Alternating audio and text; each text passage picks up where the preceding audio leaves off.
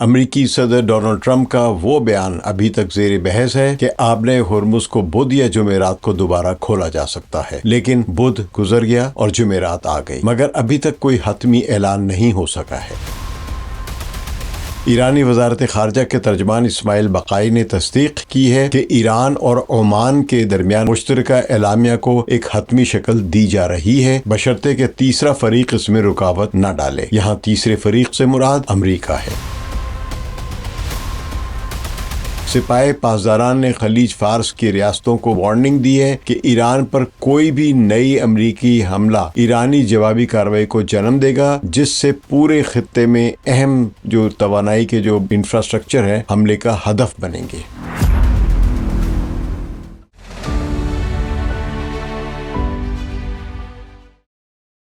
ثقلین امام کا سلام قبول کیجیے۔ امریکی صدر ڈونلڈ ٹرمپ کا وہ بیان ابھی تک زیر بحث ہے کہ آبِ ہرمز کو بدھ یا جمعرات کو دوبارہ کھولا جا سکتا ہے، لیکن بدھ گزر گیا اور جمعرات آ گئی، مگر ابھی تک کوئی حتمی اعلان نہیں ہو سکا ہے۔ ایرانی وزارت خارجہ کے ترجمان اسماعیل بقائی نے تصدیق کی ہے کہ ایران اور عمان کے درمیان مجوزہ تجارتی راستے کے جغرافیائی معاملات پر مفاہمت ہو چکی ہے، لیکن ابھی حتمی معاہدہ طے نہیں پایا ہے، اور مشترکہ اعلامیہ کو ایک حتمی شکل دی جا رہی ہے اور اس میں ایران کے تمام تحفظات کو تسلیم کیا گیا ہے، بشرطے کہ تیسرا فریق اس میں رکاوٹ نہ ڈالے۔ یہاں تیسرے فریق سے مراد امریکہ ہے۔ ایرانی مذاکراتی ٹیم کے قریبی ذرائع نے بتایا ہے کہ امریکی خزانہ محکمہ کے جانب سے چند پابندیاں ہٹانے کا ایران کے ساتھ کسی بھی معاہدے سے کوئی تعلق نہیں ہے، بلکہ یہ اقدام عراقی حکومت کے ساتھ امریکہ کے اپنے جو انٹریکشن ہے اس کی وجہ سے کیا گیا ہے۔ تو میڈیا میں جو قیاس آرائیاں چل رہی ہیں وہ درست نہیں ہیں۔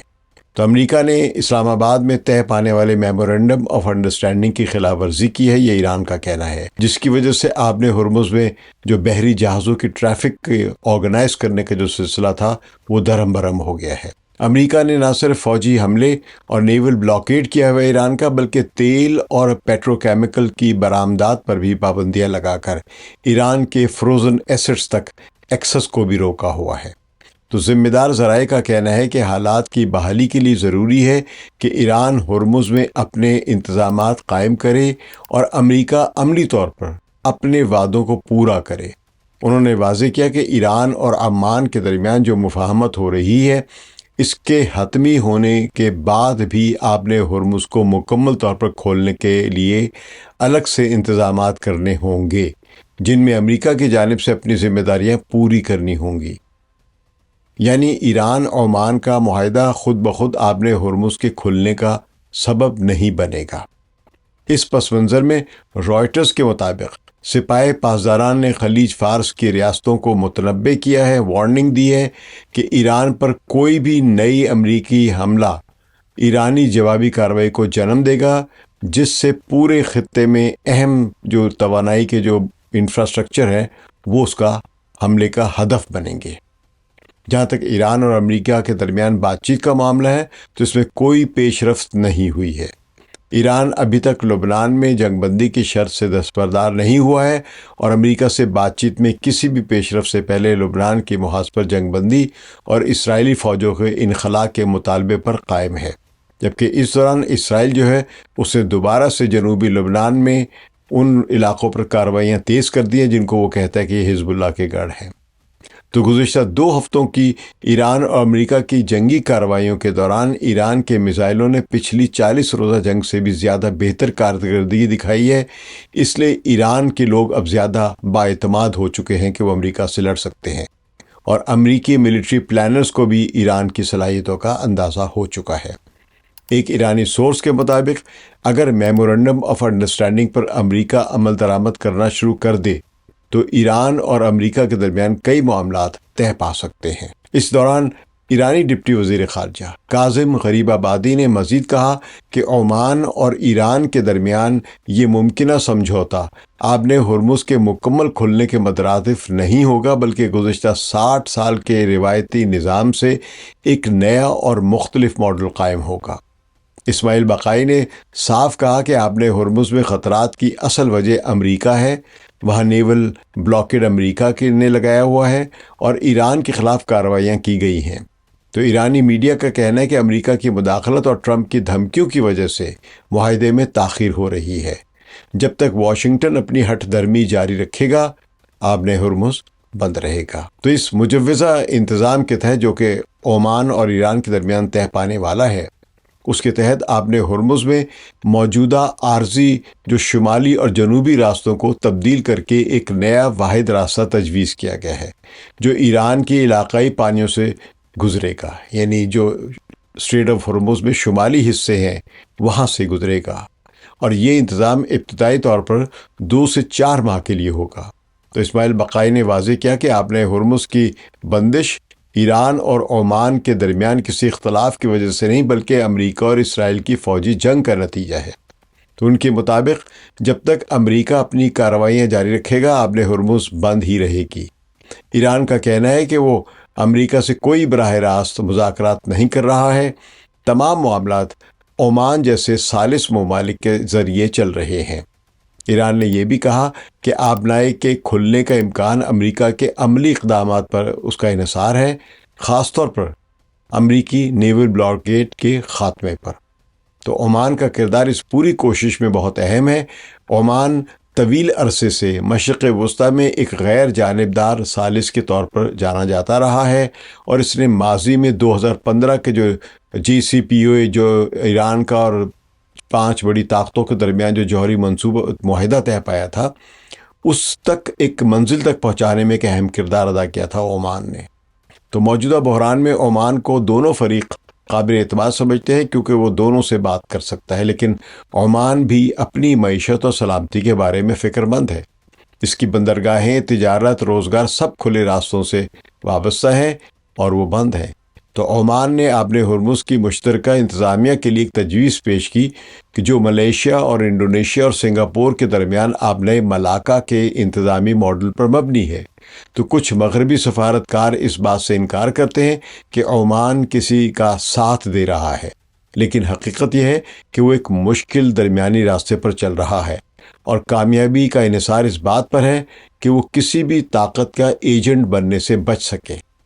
لیکن بہت سے لوگ یہ کہہ رہے ہیں کہ اس وقت جو عمان کا ایران سے بات چیت کے درمیان سخت موقف رہا ہے، یہ امریکہ کے دباؤ کی وجہ سے تھا۔ تو مذاکرات کا سب سے مشکل حصہ انتظامی اختیارات اور ٹرانزٹ فیس کا مسئلہ ہے۔ ایران چاہتا ہے کہ بعض کارگو پر 5 سے 7% تک فیس وصول کرنے کا اختیار اسے حاصل ہونا چاہیے، جبکہ عمان نے تقریباً 3% کی تجویز دی ہے، یعنی ایک درمیانی راستہ تلاش کرنے کی کوشش کی ہے، اور امریکہ کسی بھی قسم کی لازمی فیس کے خلاف ہے۔ لیکن اس وقت امریکہ اور ایران کے درمیان مذاکرات ہو ہی نہیں رہے ہیں۔ تو جو امریکہ کا جو دباؤ ہے کہ کسی قسم کی فیس نہیں ہونی چاہیے، یہ دراصل اس کا دباؤ عمان پر ہے۔ تو ایک امریکی اہلکار نے کہا کہ ایران غیر معقول مطالبات کر رہا ہے جنہیں عمان اور امریکہ نے مسترد کر دیا ہے، جبکہ قطر کے مطابق معاہدے کا مسودہ ثالثوں میں گردش کر رہا ہے اور مذاکرات اگلے مراحل میں داخل ہو رہے ہیں۔ تو یہ اختلاف صرف پیسوں کا یا رقم کا یا فیس وصول کرنے کا نہیں بلکہ اصولوں کا بھی ہے۔ امریکہ کا یہ کہنا ہے، یا امریکہ کے حامی لوگوں کا یہ کہنا ہے، کیونکہ اگر کسی ایک ملک کو بین الاقوامی تجارتی راستے پر اتنا بڑا اختیار مل جائے تو اس کے سیاسی اور اسٹریٹجک اثرات بہت گہرے ہوں گے۔ ایران کا کہنا ہے کہ اسے مناسب ٹرانزٹ فیس وصول کرنے کا حق ہونا چاہیے۔ یہ کوئی ناجائز مطالبہ نہیں ہے بلکہ اس بات کا اعلان ہے کہ وہ اپنے علاقے میں ایک آزاد طاقت ہے اور بیرونی حکم کی پابندی نہیں کرے گا۔ امریکہ کا کہنا ہے کہ کوئی لازمی فیس نہ ہو۔ اس کا اصل مطلب یہ کہ وہ چاہتا ہے کہ عالمی توانائی کے اس سب سے اہم راستے پر امریکہ کا اختیار قائم ہو اور کوئی علاقائی ملک اپنے وسائل یا جگہ کا فائدہ خود حاصل نہ کر سکے۔ تو اگر ایران کسی بھی صورت میں آبِ ہرمز پر کنٹرول سے دستبردار ہوتا ہے یا کم ہوتا ہے تو یہ امریکہ کی بڑی کامیابی ہوگی اور ایران کی بہت بڑی ناکامی اور شکست سمجھی جائے گی۔ تو اس بحران کے معاشی اثرات بہت گہرے ہیں۔ آبِ ہرمز کے ذریعے جنگ سے پہلے روزانہ یہاں سے 130 سے 140 جہاز گزرتے تھے، لیکن اب یہ تعداد صرف 8 جہازوں تک رہ گئی ہے۔ کروڈ آئل کی سپلائی جنگ سے پہلے کی سطح کے صرف 15% تک محدود ہو گئی اب، اور ان بحری خطرات کی وجہ سے بحری جہازوں کی بیمہ کی قیمتوں میں غیر معمولی اضافہ ہو چکا ہے، جو پہلے جہاز کی قیمت کا 0.25% ہوتی تھی، مگر اب یہ 7.5% سے لے کر یعنی 7.5% سے لے کر 10% تک پہنچ چکی ہے بیمہ کی قیمتیں، صرف انشورنس کی۔ تو $10 کروڑ مالیت کے ٹینکر کے لیے ایک سفر کا بیمہ 7.5 یا 7.5% سے 10% تک اگر ہو تو یہ سمجھے کہ $7.5 لاکھ سے لے کر $10 لاکھ تک بن جاتا ہے جو ایران حاصل کرے گا، جس نے آپ نے ہرمز سے گزرنے کو تجارتی طور پر تقریباً ناممکن بنا دیا ہے فی الحال، اگر یہ ایران کی بات نہیں مانی جاتی ہے۔ تو گلوبل مارکیٹس جو ہیں وہ سیاسی اعلانات کے بجائے پریکٹیکل امپلیکیشنز یا امپلیمنٹیشنز پر نظر رکھے ہوئے ہیں، جیسے روزانہ کتنے جہاز آپ نے ہرمز سے گزر رہے ہیں یا گزریں گے، اور بیمہ کی قیمت کم ہو رہی ہے یا نہیں ہو رہی ہے، اور کروڈ آئل اور گیس کی سپلائی بحال ہو رہی ہے یا نہیں ہو رہی ہے۔ اگر یہ تمام تبدیلیاں ایک ساتھ نظر آئیں گی تو اسے سسٹینیبل پیش رفت سمجھا جائے گا، لیکن اگر صرف سیاسی بیانات سامنے آئے ہیں اور عملی صورتحال نہیں بدلی ہے تو یہ کوشش بھی ناکام ہو جائے گی۔ تو یہ بحران صرف آپ نے ہرمز تک محدود نہیں ہے، بلکہ یمن کے انصار اللہ یعنی حوثیوں نے بھی بحیر احمر اور خلیج عدن میں حملوں کا ایک نیا سلسلہ شروع کر دیا ہے، جس سے باب المندب کی صورتحال بھی انتہائی کشیدہ ہو گئی ہے۔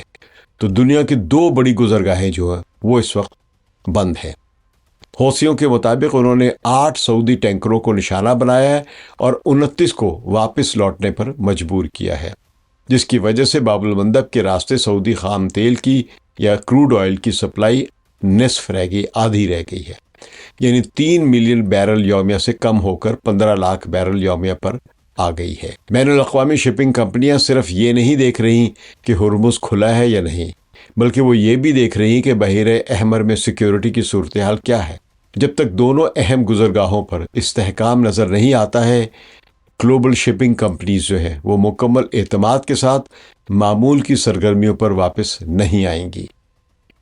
محسن رضائی جو ایران کے سپریم لیڈر کے سینئر مشیر ہیں، انہوں نے خبردار کیا ہے کہ ایران آبِ ہرمز کے ذریعے کوئی متبادل راستہ نہیں چلنے دے گا۔ ان کا کہنا ہے کہ کسی بھی امریکی جنگی جہاز یا فوجی دستے کو جو آبِ ہرمز میں داخل ہونے کی کوشش کرے گا اسے براہ راست نشانہ بنایا جائے گا۔ تو رضائی نے یہ بھی کہا ہے کہ ایران کی وارننگز کے جواب میں بہت سے بحری جہاز واپس پلٹ رہے ہیں۔ اس بیان سے ظاہر ہوتا ہے کہ ایران کا موقف اب بھی بہت سخت ہے اور ایسے کسی بھی انتظام کو مسترد کر دیا جائے گا جو امریکی شرائط پر آبِ ہرمز کو کھولے گا۔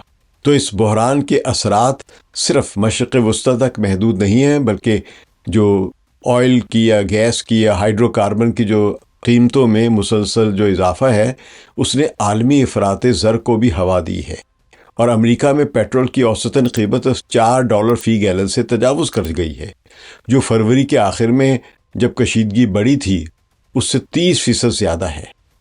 تو ماہرین کا کہنا ہے کہ اگر آبِ ہرمز کھل بھی جائے تو عالمی سپلائی چین کو معمول پر آنے میں 12 سے 18 ماہ لگ سکتے ہیں۔ تو اس کی کئی وجوہات ہیں۔ بیمہ کمپنیاں اس وقت تک گرین سگنل نہیں دیں گی جب تک مکمل حفاظت یقینی نہ ہو جائے، آبِ ہرمز سے بارودی سرنگوں کو صاف نہ کر لیا جائے، اور بڑے تیل کے ٹینکرز ایک جگہ سے دوسری جگہ پہنچنے میں کامیاب نہ ہوں، اور اب اگر وہ سفر بھی کریں گے تو ان کو 6 ہفتے لگ سکتے ہیں، یعنی ہر چیز اب ڈیلے ہوتی چلی جا رہی ہے۔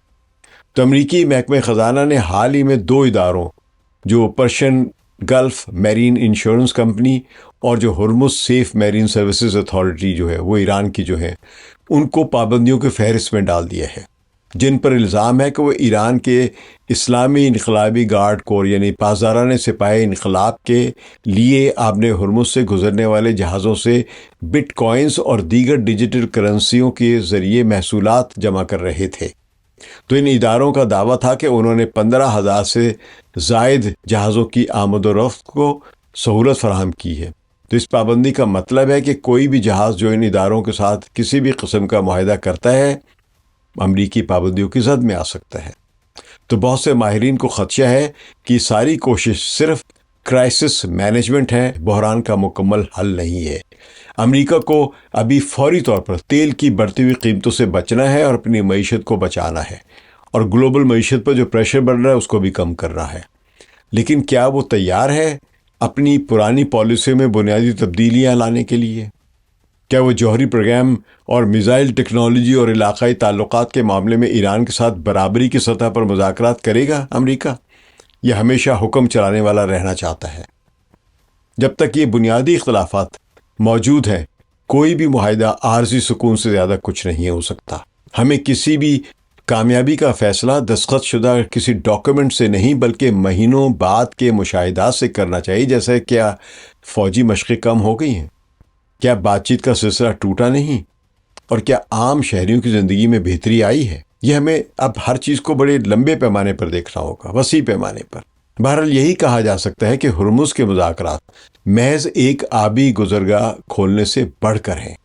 یہ ایک بڑی آزمائش ہے کہ کیا آج کی دنیا میں طاقت کے زور پر نہیں بلکہ برابری کی سطح پر جو حقوق ہے وہ تسلیم کیے جاتے ہیں۔ بین الاقوامی انصاف اور علاقائی خود مختاری کے اصولوں پر بات چیت ممکن ہے کیا؟